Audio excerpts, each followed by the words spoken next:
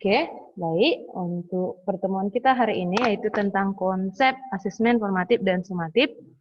Tetapi kita tetap menjaga kesehatan karena keadaan corona masih ada di mana-mana. Nah, dalam pertemuan ini kita membahas konsep asesmen formatif dan sumatif. Nah, sebagai pengetahuan awal, mari refleksikan pengetahuan yang Bapak Ibu pahami. Nah, yang pertama ataupun berupa pemantik dalam asesmen formatif dan sumatif. Yang pertama, apa sajakah kira-kira hal yang penting diperhatikan dalam pelaksanaan asesmen pembelajaran di kelas? Itu yang pertama. Yang kedua, apa perbedaan asesmen formatif dan asesmen sumatif? Nah, dalam hal ini kita sudah sering melakukan ini di sekolah ketika kita berada di dalam kelas. Pasti asesmen sumatif dan formatif ini pasti sering kita gunakan. Kita lanjut. Nah, jenis asesmen ini terbagi ada 3, yaitu as yang disebut sebagai for, untuk, dan of, terhadap. Adapun penjelasan as itu sebagai asesmen yang refleksi proses pembelajaran, sedangkan for itu untuk perbaikan proses pembelajaran. Dan of disebut sebagai asesmen sebagai evaluasi pada akhir proses pembelajaran. Berarti ada hubungan timbal balik seperti itu, teman-teman. Nah, konsep asesmen formatif dan sumatif ini untuk lebih mengetahui bagaimana pemantik tadi, kita mengetahui dalam sesi ini. Nah, asesmen formatif, metode evaluasi yang dilakukan untuk mengevaluasi proses pemahaman murid, kebutuhan pembelajaran, dan kemajuan akademik selama pembelajaran. Kedua, asesmen formatif memantau pembelajaran murid dan memberikan umpan balik yang berkala ataupun yang disebut dengan berkelanjutan. Yang ketiga, bagi murid, asesmen formatif berfungsi membantu murid mengidentifikasi kekuatan dan aspek yang perlu dikembangkan. Yang keempat, bagi guru dan sekolah, asesmen formatif berfungsi memberikan informasi mengenai tantangan apa saja yang dihadapi murid dalam proses pembelajaran proyek sehingga dukungan yang memadai dapat diberikan. Yang terakhir, asesmen formatif dapat diberikan oleh guru, teman, atau diri sendiri. Sedangkan asesmen sumatif yaitu evaluasi yang dilakukan pembelajaran. Yang kedua, asesmen formatif sering ataupun kita gunakan dalam akhir pertemuan atau murid dapat akses manufacturing. Dan yang ketiga, umpan balik dari asesmen dapat digunakan dalam perkembangan murid sehari-hari atau merancang aktif dalam pembelajaran tersebut.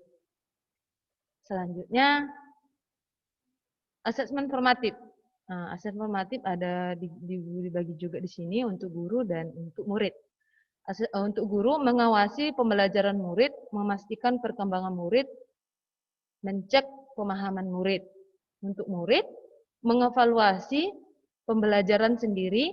Yang kedua, membangun pengetahuan. Yang ketiga, mengidentifikasi kekuatan dan kelemahan.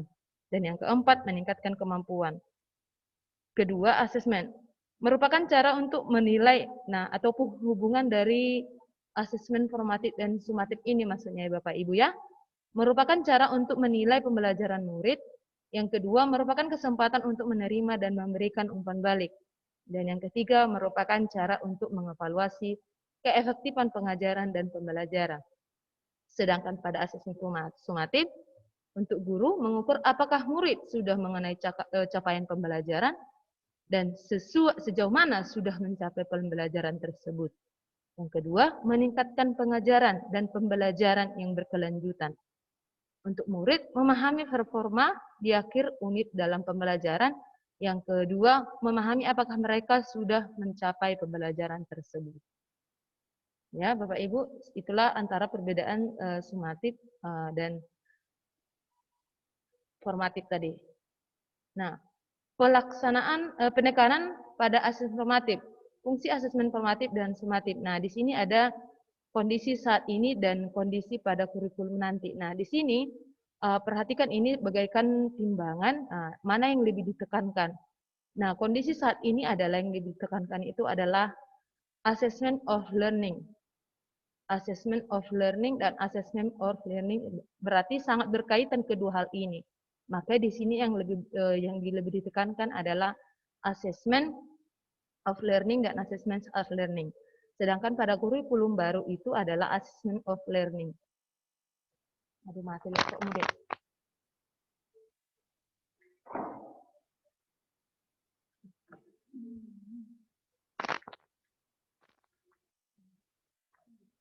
Ya, maaf ada kesalahan teknis dan akan saya lanjut. Nah, penekanan pada asesmen formatif ini ada dua tadi.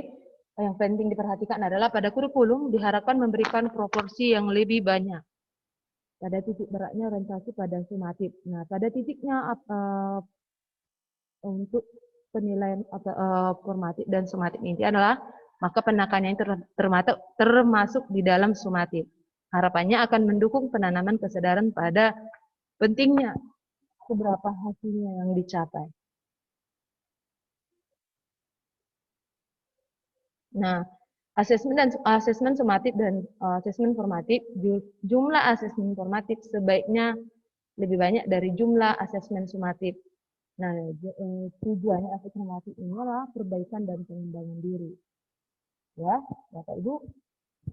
Nah, di sini penekanan pada asesmen formatif ini, mengapa keseimbangan asesmen formatif dan sumatif penting?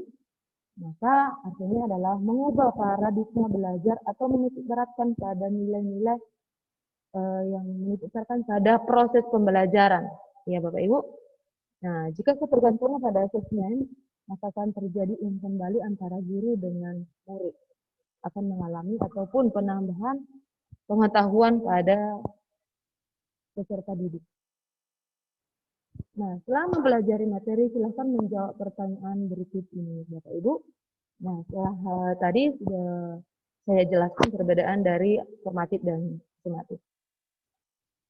Nah, itu saja untuk lebih memahami dari perbedaan sumatif dan formatif, boleh diulang kembali. Itu saja, terima kasih yang bisa saya jelaskan.